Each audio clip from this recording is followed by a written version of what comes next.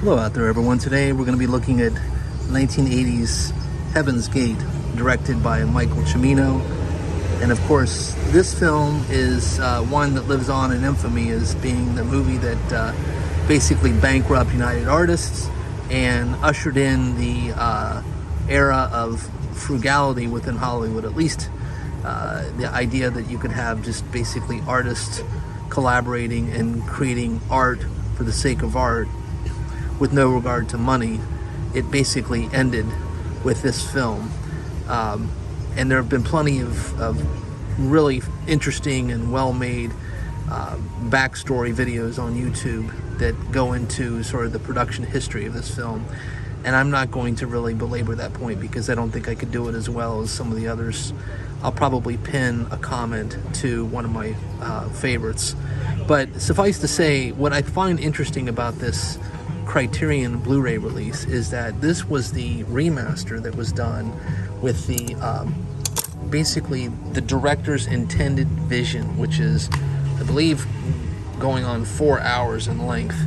And I will tell you that I had seen this film previously and didn't think much of it. I thought that it was choppy, it was slow.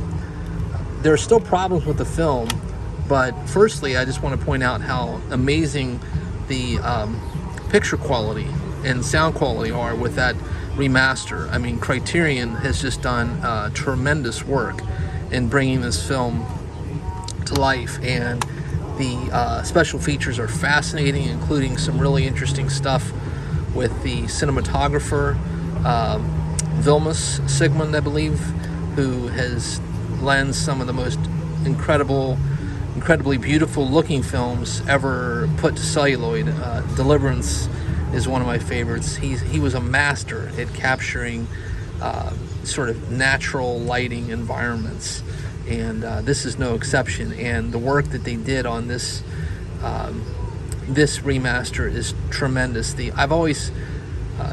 I always found that the theatrical release just didn't look good. I don't know what they did, and I think the special feature in this release goes into sort of the thinking behind the way the film looked when it was initially released, and the way it looks on this remaster is nothing short of stunning. It's a beautiful film, and I think it's an interesting story.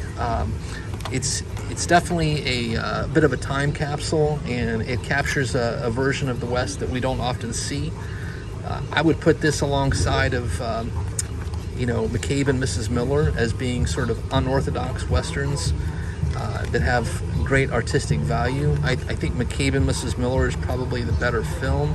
This movie still has problems, but on balance, it's it's orders of magnitude better in this release than it was upon its initial release. They really did a nice job with both incorporating footage that heretofore had never been seen, and also cleaning up the image quality significantly.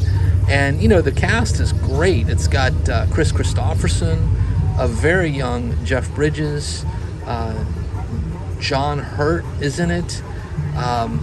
It's got Christopher Walken. It's truly a Sam Waterston, Brad Dourif, none other than Wormtongue from Lord of the Rings.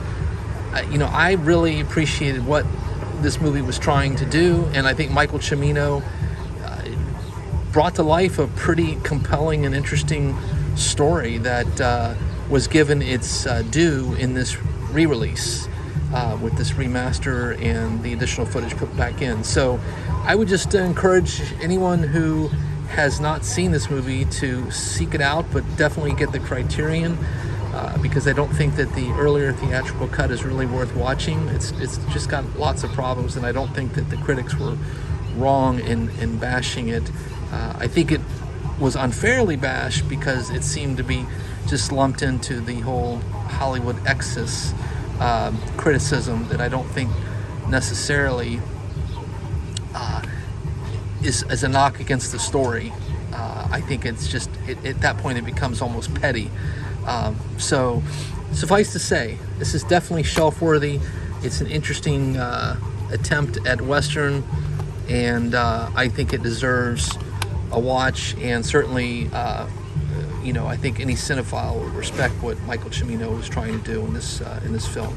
So on that note, please do take care out there, everyone. Stay safe, be kind, and keep watching cinema.